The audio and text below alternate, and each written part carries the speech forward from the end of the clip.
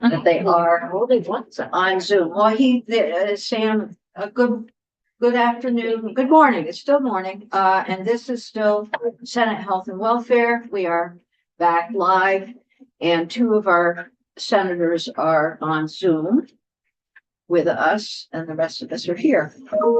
This is great. We have an opportunity to hear from the Vermont Nurse Practitioners Association, and we're glad that you're here. We spend a lot of time talking about nurse practitioners, but it's good to actually have some come into the room. So, who is Bridget? Bridget and Michelle. Yeah, I'm Bridget. All right. And Michelle?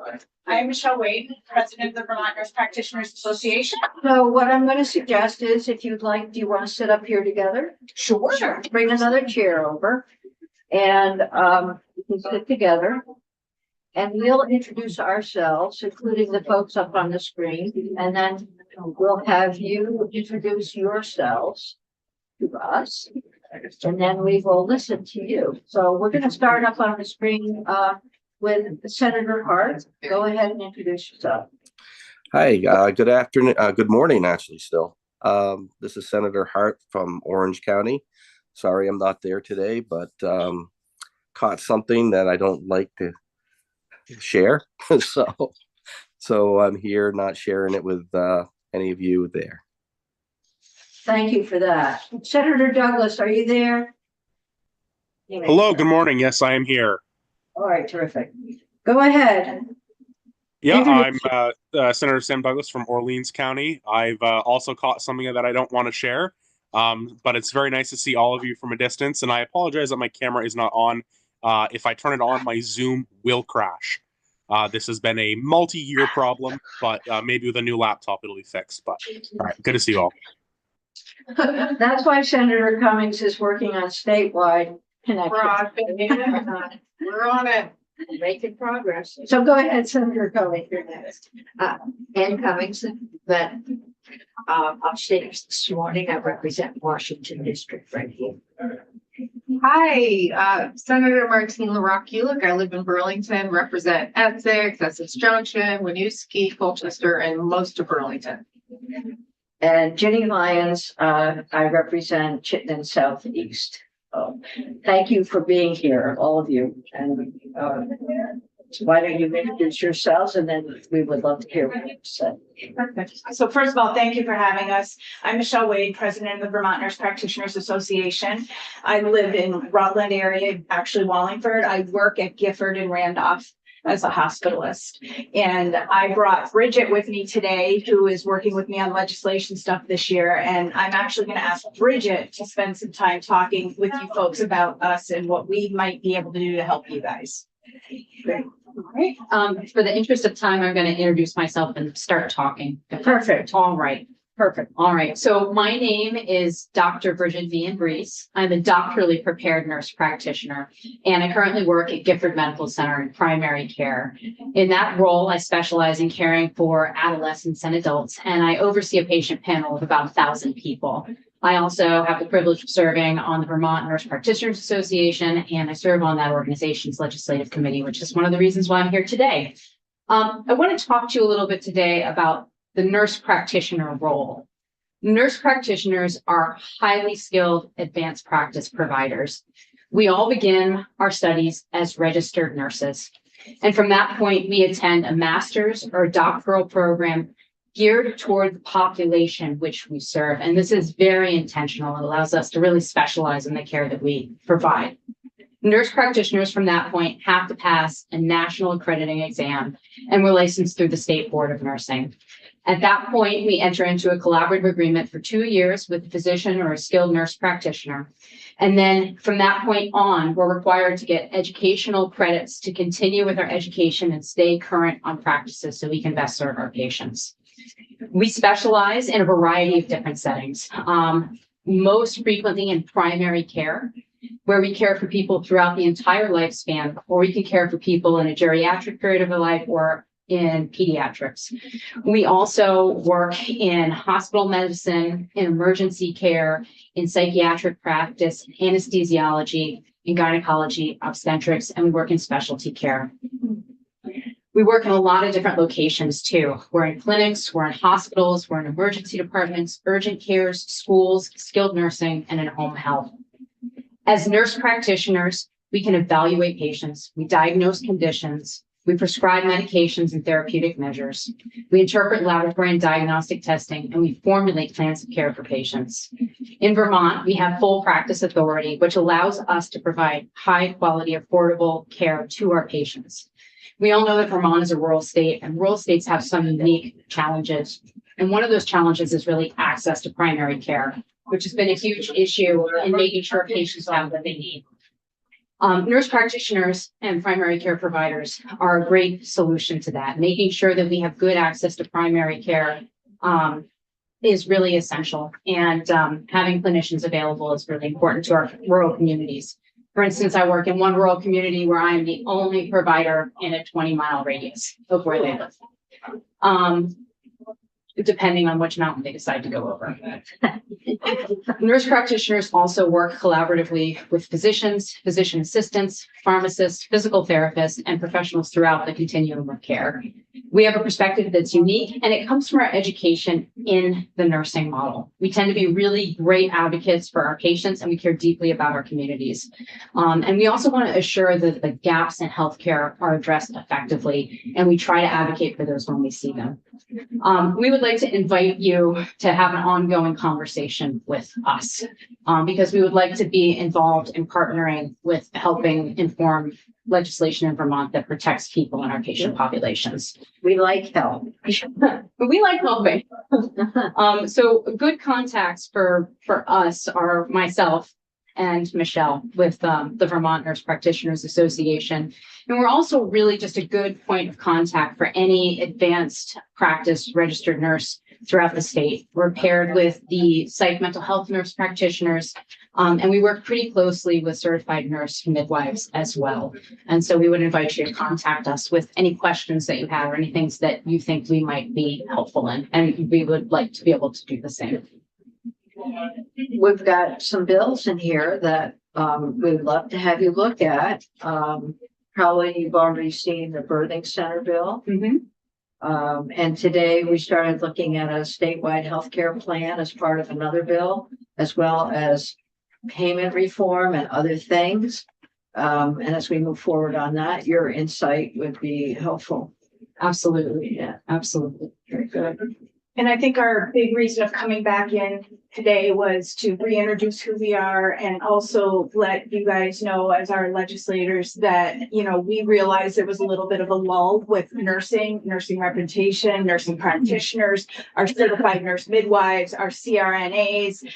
It was, we all work and do this as a volunteer group. We've finally gotten enough oomph behind our volunteer group that we can start making a loud voice again. And so we want to be there. That's a good thing. And we're missing. We do not have seats at the right table. And so we're coming back asking for you to feel free to reach out to us so that we can be there. So here's my ask of you. Yeah. Sometimes we've got a lot of people asking us to reach out. And what would be very helpful is as you see bills coming in, and we put them up on our agenda.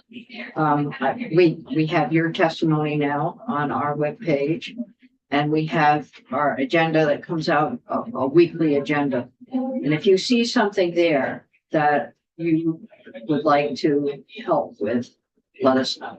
And we'll reach out to you. There's no question about it, but it would be helpful for you to ensure that we don't miss something. That'd be great. Yeah. I did have one colleague who was originally not on the list. I don't know if it's okay if she introduces her Of group. course. Okay. I will be quite brief. So my name is Janet Kaplan. I am a certified nurse midwife. I'm an APRN. I have been for 35 years. And no, I didn't start when I was 10. Older than that. But anyway, I've been living and working. I'm originally from the Boston area. I've been living and working in Vermont for 22 years. And I've kept track because I moved here when my son was a nursing infant and he's about to turn 23. Oh, wow. So currently I am working full-time at Northeastern Vermont Regional Hospital in St. Johnsbury. And at this point, I'm the senior midwife there. We have 3 full-time, well, they're not all full-time. We have 3 OBGYNs and 3 certified nurse midwives. We're an all-female team. We are the second oldest midwifery service in the state, providing 24/7 midwifery coverage. There are midwifery services in the state that don't provide 24/7 midwifery coverage. You might get a midwife when you show up there, you may not. But having 24/7 midwifery coverage is a special thing. And I'm very proud of what we're doing at NVRH right now. I do hold a master's degree in nursing and in public health from Emory University, and I'm currently a doctoral student in midwifery at Thomas Jefferson University, which is in Philadelphia. Wow. So Terrific. trying to keep myself relevant. Well, you're going to keep us relevant. So I'm going to tell you real quick about midwives. I'll be really, really brief. Well, what I'm going to ask of you is, if very quick, because we've got another group that would like to talk. Just want to say that certified nurse midwives are advanced practice RNs with prescriptive authority. We're trained in the 2 disciplines of nursing and midwifery, and we're graduates of accredited programs and certified by the American Midwifery Certification Board. What I wanted to say specifically was that of all the APRNs in the state of Vermont, certified nurse midwives are a very small proportion. We're about 7%, according to the workforce data that was published a couple of years ago. However, there are 11 labor delivery units in the state. 10 of them have midwives on staff actively delivering. And according to the birth certificate data of 2022, we delivered more than 30% of the babies born in Vermont. We're good.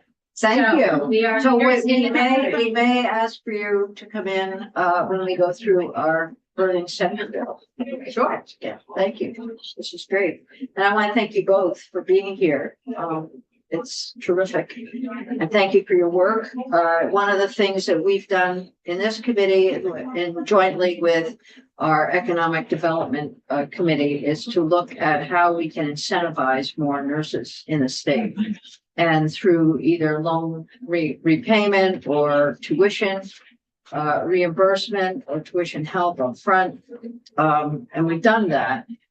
And now we need to think about, should we continue that? And if so, how? And then finally, you're a doctor in nursing, and we need teachers in our nursing programs. Upstairs this morning too. Yeah, Nurse educators. yes. Nice. So maybe someday you'll start teaching. When I get a little bit of time, I definitely. I was gonna say, you're very busy now. Thank you. And Thank you'll you. get, I'm sorry, go ahead. No, it's okay. Thank you so much. And I will email you something about the ROI on the nurses who've utilized that loan money and that they're staying in the state. Oh, we want to hear that. Thank you. That would be terrific. Perfect. Good. That's so important. Thank you. Thank you. Thank you so much for having us. We Well, thank appreciate you for it. being here. So this is the best part of our day. It is. And then Lunch. and we can hear from Elizabeth Gilman, who is here to talk about 211, also 211 day. Yes. I really appreciate it. Take care. Put my glasses on because I'm not young. Thank you so much for having me and for celebrating 211 Day with us today. It is Vermont 211's 20th anniversary. We're very excited about that. There's been a lot of hard work and dedication from our staff who answer calls every day and support Vermonters every day with connection to Health and Human Services across the state. So we're very excited to have made it to our 20th anniversary, and we look forward to 20 more. I thought I would just speak with you all today really briefly and kind of give you a little information about Vermont 211. I did submit a PowerPoint, which is not the final, so I will resend the final to you. Okay. But I'm not going to go through the whole PowerPoint because in the interest of time. And but I do want to just let folks know that Vermont 211 is a free confidential service that is open to all Vermonters. and we provide that connection to Health and Human Services. We support Vermonters in times of need, whether it is an emergency or if it is a day-to-day need. And so our trained qualified staff are there every day answering calls 24/7 every day of the year to support Vermonters. There is a timeline in the PowerPoint that I submitted to you that gives you a lot of the background of how 211 came to be. And in that timeline, you can see that we've been working with the state of Vermont pretty much since 1999 in kind of building out this support system, making sure that we're engaging with important state agencies like Emergency Management and Economic Services. And we've been doing that work since then. I do want to talk a little bit about part of the 211 system. 211 is a national system that reaches across the United States as well as Canada. We are supported by our United Way network here in Vermont and have some of our United Way staff behind me who are supporting us today. We have trained community resource specialists. Are they making faces at me? I'm deciding whether or not we're supposed to wave. Oh. It was appropriate. We have trained community resource specialists who answer the phone. They provide information, support, and connection to resources, and that is the key. They're not just there giving out phone numbers. They are problem solving with Vermonters. They are helping them understand what resources exist for them, not only locally, but also statewide and nationally. Our database is maintained and vetted by certified specialists. There are over 11,000 services in that database for Vermonters to access, and that's available online as well as by calling, texting, or emailing us. We're happy to help people connect. And as a reminder, we currently are 24/7. You did that. You did do that. And we thank you so much for that support. And we are asking again for that support this year to ensure that we are 24/7 so that folks have a place to reach out and contact us. Again, by phone, text, or email. We're there to answer their calls and help them with their needs.